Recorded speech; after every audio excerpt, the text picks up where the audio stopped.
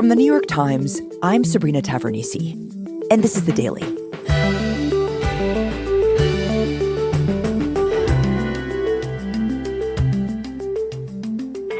The wildfires that have swept Canada this summer have become the largest in modern history.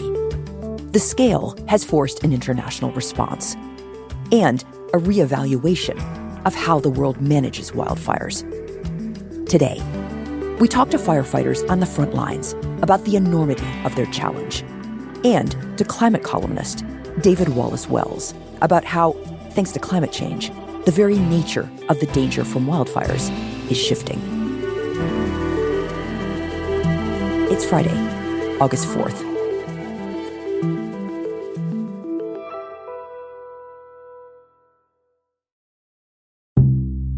My name is Ben Oakleaf. I'm 43 years old. I'm the assistant base manager with the Boise BLM Smoke Jumpers. I've been in wildland fire since 2000. My name's Cole Whelan. I'm 32 and I live in Boise, Idaho. I'm a senior smoke jumper for Boise Bureau of Land Management. So we're an initial attack resource that responds to usually remote lightning fires by airplane and parachute. My name's Ash Morrow. I'm a fire aviation specialist with the New South Wales Rural Fire Service based here in Sydney. So I'm Jake Murie. I work with the Alaska Smoke Jumpers. I'm 31 years old. I started fire when I was 19, right out of high school. And currently on a wildfire right now. We started hearing about Canada in June. We went up there for a total of 19 days, and there was probably another 30 smoke jumpers from the other bases that were up there during my time as well. So I was there for 14 operational periods. Yeah, they need kind of all hands on deck, really. There was, a lot of international aid, and I think there's like French and South African. When we got to Edmonton, we were briefed on our individual assignments. From there, we were kitted out with all the equipment we needed and basically began working as soon as we got there. We all kind of have our duties and our roles. There's people that operate chainsaws, and there's other people that man the pump and hose, and then hand tools. And then another thing in Canada, they have a lot of access to helicopters and air resources because a lot of that stuff is pretty remote. It did look quite confronting when we arrived to our fire. You're talking enormous plumes of smoke. You can see flames right up through the air. And usually if you can see flame from the air when you're flying, that means it's pretty intense on the ground. The fire itself, from flying where we were, you could nearly go as far as the eye can see. One of the surprising things is how vast British Columbia is. Just fire or burnt country right across the landscape. You say anywhere from like 2 p.m. to 5 p.m., 6 p.m. is kind of when the fire would pick up and kind of stand up and move. It's so dry and windy that it's, burning the grass right over a swamp. The grass is burning right on top of the water, which is pretty wild to see. I ended up jumping a fire that went pretty big. So I spent like 11 days on one fire, and it was kind of chaos. It was really volatile, burning really quick, and the fire kept throwing spots, hot embers into unburned fuels, and we were just running around trying to contain them all. It was right along the Alaska Canadian Highway, so that was the main resource we were trying to protect, just because it's the kind of the bloodline for northern Canada and up to Alaska. And yeah, we were just pulling long shifts, 20-hour shifts, 18-hour shifts, 17-hour shifts, back to 20, trying to contain it. And I think it was on day 10, we finally got all the way around the fire, and the line held, which was really nice because there's a lot of chaotic days, where it was so short-staffed. We just were kind of barely holding on to it, just keeping it at ease. It's such a vast area up there, and they're so big, and they're growing at such a rate. At that point, sometimes it's an even lost cause, and then you're going to need what we call a season-ending event, and that's going to require the turn of the season, rain and snow to actually put it out.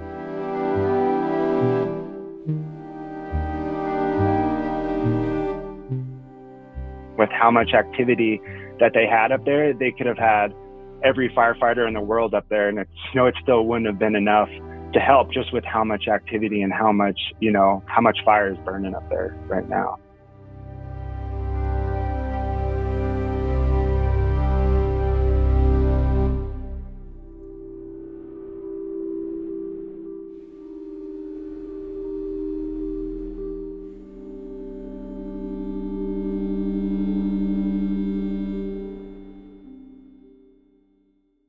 So, David, the last time you and I spoke, it was about the smoke that was covering huge parts of the United States. At the time, New York City was this kind of angry orange color. And of course, it had come from forest fires in Canada, which continue today to burn out of control. So after that show, my colleagues Carlos Prieto and Asa Chaturvedi started calling firefighters who were fighting fires in Canada. And I wanted to ask you the same question my colleagues put to these firefighters, which is, how do we finally put these fires out? Well, the truth is, we've never been able to put fires like this out ever. Even in California, where we have the most advanced wildland firefighting system anywhere in the world, even there, when a fire is burning totally out of control, firefighters just can't get in the way of that. They can't extinguish those fires at all. The flames themselves are moving too fast. The fires are burning too hot. When you get into a situation like that, really the best that firefighters can do is to try to work on the margins, to direct the path of the fire away from human settlements, and to wait for the winds to change. And in British Columbia, which is the kind of equivalent state of California in Canada, they have less than 1/10 the budget of CAL FIRE. Wow. And they've got a fraction of the firefighters. So even in the place in the world where we can do the best, we can't manage truly disastrous fires. We can't extinguish them. We certainly can't do that in Canada, where the resources are much, much smaller. And what's the size of the fire at this point there in Canada? So in total, we've seen across Canada something like 30 million acres burn. 30 million acres. It's unbelievably large. It's about 3 times as much land as has burned in the worst American fire seasons of the last 50 years. Holy. And we still have a few months of fire season ahead of us, which means we may well get to 40 million or even 50 million by the time the year is over. And you already have a lot of Canadian fire scientists saying the climate has changed sufficiently that we can't even really expect that the rainy season will totally bring this to an end. So we don't know when these fires are really going to go out, but already they are literally off the charts. They are chart redefining. Wow, the scale of it is just mind-blowing. So if you can't put them out, if they're wild and completely out of control as they are, I guess the question is, what can you do?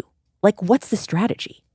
Well, if you put yourself in the shoes of someone who's trying to allocate scarce resources to deal with an overwhelming threat, you prioritize what you're going to defend. And that's basically what the Canadians have done. It's also what we've done in a lot of places in the US in recent years, which is to say we focus on human lives, make sure that we can save them and protect them. We focus secondarily on homes, towns, make sure that fires don't destroy whole communities. And then as a third level, we try to focus on protecting human infrastructure, rail lines, power lines, other sorts of things that we don't want to get destroyed by fire. But it is really important, I think, to understand in thinking about this challenge, just how large and vast and mostly uninhabited most of Canada is, and how much of it is really untouched forest. I think it's 85% of Canadians live within 150 miles of the U.S. border, which is the equivalent of 85% of Americans living south of Los Angeles and south of Tampa. And then you have this untouched landscape to the north. And when you're talking about allocating scarce resources, it's obvious that you want to focus on protecting the people where they're densely populated. And really, as strange as it may sound, as counterintuitive as it may sound, let the rest of the country burn. Wow. So letting the forest burn is, in fact, the strategy, which is not exactly intuitive, as you say. How did we get to this idea of how to manage fire? Well, it came out of the realization that we took the wrong approach for most of the 20th century, extinguishing fire wherever it cropped up. We had this kind of a daredevil response where we'd send in mostly young men into areas, even where we knew the fire was going to burn out of control, and try to extinguish it whenever we could. We risked a lot of lives to do that. We suppressed fire really successfully. But it also meant as a result that because there was less fire, the landscape itself grew more and more flammable over time.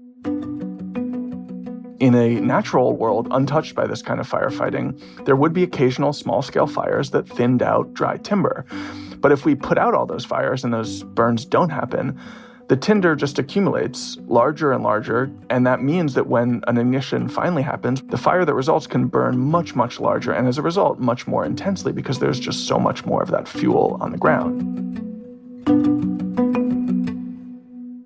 But about 30, 40, 50 years ago, there was a sort of a change in perspective on exactly how to approach these challenges. And now most firefighters almost everywhere in the world take a very different approach. Rather than trying to put out fire wherever it burns, they focus on protecting human life when they can and human communities where they can.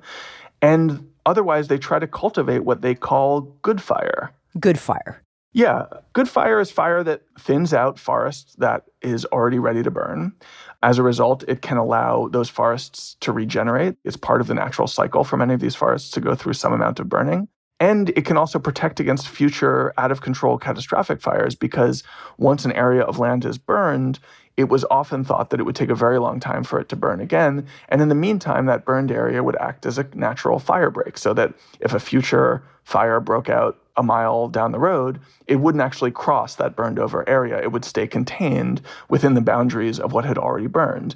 And in addition to letting those fires burn to produce that effect, firefighters have also tried to introduce their own good fire through what's called controlled burning, which is where, given the right weather conditions, you kind of set up an area and light it on fire, knowing that there aren't going to be high wind days, knowing that you've built up particular fire breaks in certain areas so that you know that the fire that will result will be contained. It's not foolproof. There have been mistakes made here, and there have been some really quite large fires that emerged from controlled burns. But in general, it's understood that this has been a healthier approach to forest management and fire policy. Okay, so the idea was to limit the amount of fuel for a potential wildfire before it started through these controlled burns, to kind of lower the chance of an out-of-control fire in the future.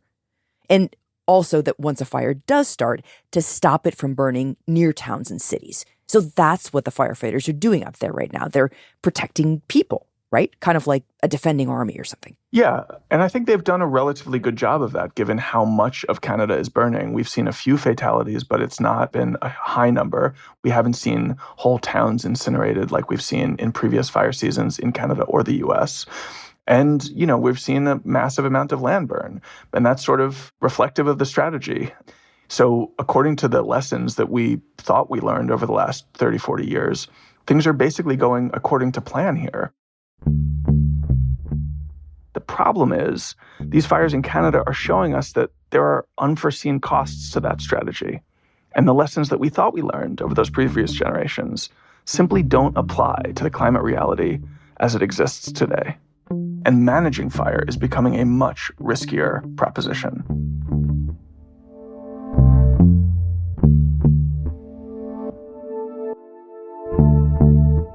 We'll be right back.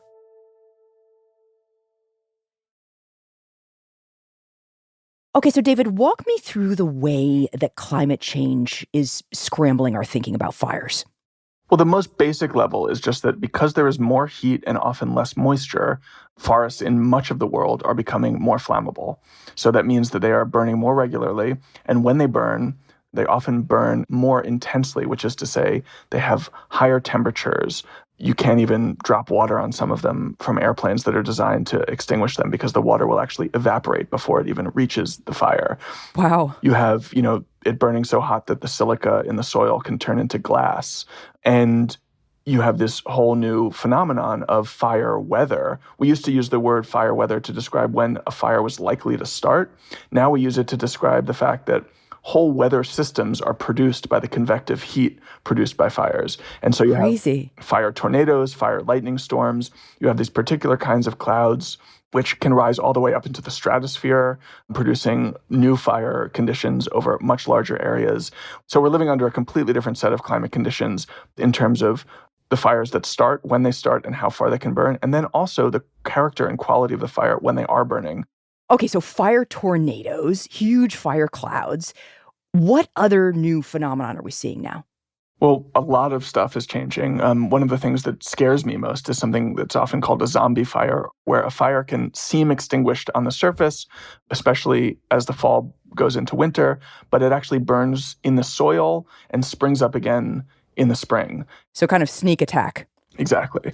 And this has happened a lot in Siberia. It's happened in the American West, too. And we don't really know how much more common that's going to be. I mean, a zombie fire, by definition, scary. Undead fires. And we're also seeing some other concerning phenomenon. So we used to believe that once an area had burned, it would take quite a long time for it to recover sufficiently to burn again. It might be a 10-year horizon, it might be a 30-year horizon. But now we're seeing increasingly in certain areas, even just a few years after the previous bad fire, a new fire coming in and burning once more. So we used to feel, for all of its horror and tragedy, that a massive wildfire at least protected that land for basically a generation. And now it seems much, much less safe to count on that generational buffer. So how does all of this change the calculus on fire management? Well, on a practical level, it means that you can't do controlled burns as aggressively as you might have wanted to do. The number of days in which conditions are comfortable for burning are many fewer, and the risks of things getting out of control are higher. It's also the case that letting a natural fire continue to burn runs a risk of it growing much larger and more intense than would have been the case a generation ago, because it's going to just find more fuel on the landscape than was the case back then. And the impact of that is twofold, and I think these are things that we've only just started to really reckon with.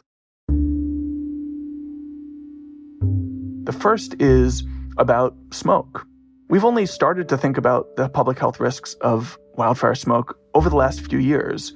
And it's one thing to say what we're trying to do is to protect human life when we define human life as the person standing in the path of fire and think, what can we do to protect that person? And it's another thing to think we need to do what we can to protect human life when the human lives that we're trying to protect are the many millions of people living hundreds of miles away who may breathe in that smoke. In the first instance, it's kind of okay to let good fire burn if no one's in the way. In the second instance, letting more land burn is going to produce more smoke, which is going to ultimately affect more people. And it's not just smoke. It's also carbon, because trees, when they burn, release carbon as reliably as burning a piece of coal does. And the effects there at the global level are not enormous, but in particular bad fire seasons, they can be really, really catastrophic. In Canada this year, they're producing 2 or 3 times as much emissions as the entire Canadian economy, all of its infrastructure, all of its energy systems, all of its transportation, all of its agriculture, all of its factories, all of its cars. More carbon is being produced by wildfires this year in Canada than all of those other sources combined. So that's the scale of the carbon problem produced by fires. And we're just beginning, I think, to even think about it, and we're very far from getting a policy or cultural hold on it. I mean, it's startling, right? I mean, just to repeat so people actually absorb this, the emissions from fires this season in Canada are 2 or 3 times as much as the emissions as the entire Canadian economy, which is just like the scale is unimaginable and depressing. So what's the cost of this let it burn strategy globally?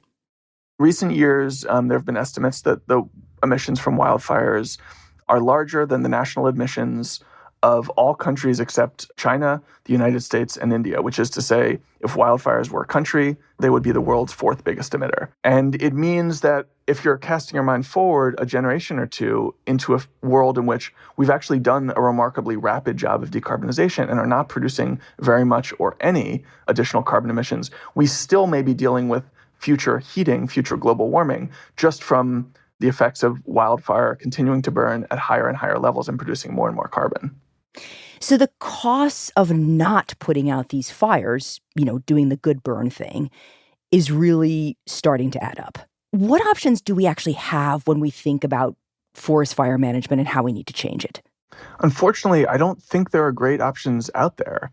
People talk about the possibility of logging to reduce the fuel load, but of course, logging produces carbon because every time you cut down a tree, it releases that carbon. There are people who want to thin out the forests, but the effort it would take to actually go through these vast landscapes and clear brush is just far beyond anything that we are capable of committing to at this point in a place like the US or Canada, and really anywhere in the world. We may want to try cultivating different kinds of regrowth in areas where trees have already burned.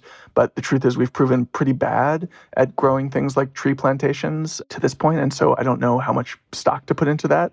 I think most fire scientists would tell you that the things that we've been doing over the last 20 or 30 years are still the best options we have. They're just coming with much higher side effects and secondary costs than we appreciated at the time. We probably want to be doing more controlled burns, because if you conduct a genuinely controlled burn, the fire burns at a lower heat. It produces maybe, in some cases, slightly lower carbon emissions, certainly less smoke, and you can prevent really out-of-control fires from occurring in the future. But we're still going to be dealing with a landscape that is much, much more flammable. And when those ignitions do come, larger areas are going to burn. They're going to burn more intensely. They're going to produce more smoke, and they're going to produce a whole lot of carbon emissions. So even doing a very aggressive forest management approach doesn't leave us in a safe place when it comes to forest fire. And the more that we know about these secondary costs, the scarier that future may seem. So basically pretty thin gruel in terms of options. And as you said, it took decades to come up with our current strategies. So all of this is really going to take time. So what are we facing then? I mean, what does our medium term actually look like? Well, I think the short answer is that it's a future that has a lot more fire in it. And we used to think about fire management in terms of protecting people. And I think we're going to grow increasingly concerned about the risk from smoke and from carbon emissions. But there isn't an easy answer to those things, which means we're going to be living in a quite different relationship with nature than we've developed over the past half century or several centuries, depending on how you want to count. It used to be tempting for people like me, for people worried about the climate, to think that, well, if the world really got together, we could get a handle on this problem. If we really invested and focused on decarbonization, we could eliminate carbon emissions and solve global warming. And if we really focused on adaptation measures, we could protect people against what was coming as a result of the stuff we'd already put into the atmosphere to this point. But I think the lesson of the new age of wildfire is that we have much less control over a lot of these forces than we like to tell ourselves. So one lesson here when thinking about all of this is maybe we can't manage the natural world like we used to, and especially fires. Like we used to think we can control them or at least manage them. And now they are controlling us. They have the upper hand. And that is such a basic promise of the modern age of the last century, that if we chose to, we could control nature. We were more powerful than it, and we could hold it at bay and minimize its threats over time. Climate change is unfortunately undoing a lot of that, making that promise and that expectation much more ragged. And we may end up in a future 50 years from now or 100 years from now where we've gotten a better sense of the lay of the land and can introduce new rules, new patterns, new approaches. But for now, I think we're going to be living in a kind of a complicated, difficult, in certain ways dangerous relationship with the natural world as it responds to the changes that we've made inevitable in it. And so we're going to have to develop a whole new set of expectations and a whole new set of approaches to allow us to live in a climate regime we're just beginning to understand. David, thank you. Thank you.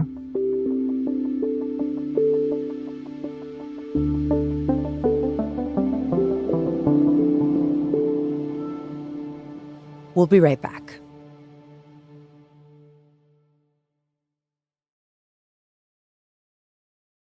Here's what else you should know today. Former President Donald Trump pleaded not guilty on Thursday to charges that he conspired to remain in office despite his 2020 election loss. Trump appeared in a courthouse in Washington and stood before a federal magistrate judge who ordered him not to communicate about the case with any witnesses and set the date for the case's first hearing in front of a trial judge for August 28th.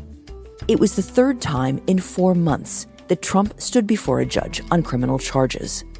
But it was the most momentous the beginning of what prosecutors say should be a reckoning for his many efforts to undermine one of the core tenets of democracy. Today's episode was produced by Asta Chaturvedi and Carlos Prieto, with help from Will Reed. It was edited by Michael Benoit, fact-checked by Susan Lee, contains original music by Dan Powell and Marian Lozano, and was engineered by Chris Wood. Our theme music is by Jim Brunberg and Ben Landsverk of Wonderly. Special thanks to Jung Ho Kim. The Daily is made by Rachel Quester, Lindsay Garrison, Claire Tennisketter, Paige Cowett, Michael Simon Johnson, Brad Fisher, Chris Wood, Jessica Chung, Stella Tan, Alexandra Lee Young, Lisa Chow, Eric Krupke, Mark George, Luke Vanderplug, MJ Davis Lynn, Dan Powell, Sydney Harper, Michael Benoit, Liz O'Balin, Asta Chaturvedi, Rochelle Banja, Diana Wynn, Marian Lozano, Corey Schreppel, Rob Zipko, Alicia Baitub, Muj Zaidi, Patricia Willens, Rowan Nemisto, Jody Becker, Ricky Novetsky, John Ketchum, Nina Feldman, Will Reed, Carlos Prieto, Ben Calhoun, Susan Lee, Lexi Diao, Mary Wilson, Alex Stern, Dan Farrell, Sophia Landman, Shannon Lin, Diane Wong, Devin Taylor, Alyssa Moxley, Summer Tamad, and Olivia Nat. Special thanks to Sam Dolnick, Paula Schumann, Lisa Tobin, Larissa Anderson, Julia Simon, Sophia Milan, Mahima Chablani, Des Ibekwa, Elizabeth Davis Moorer, Jeffrey Miranda, Renan Borelli, Maddie Messiello, Isabella Anderson, and Nina Lassam. That's it for The Daily. I'm Sabrina Tavernisi. See you on Monday.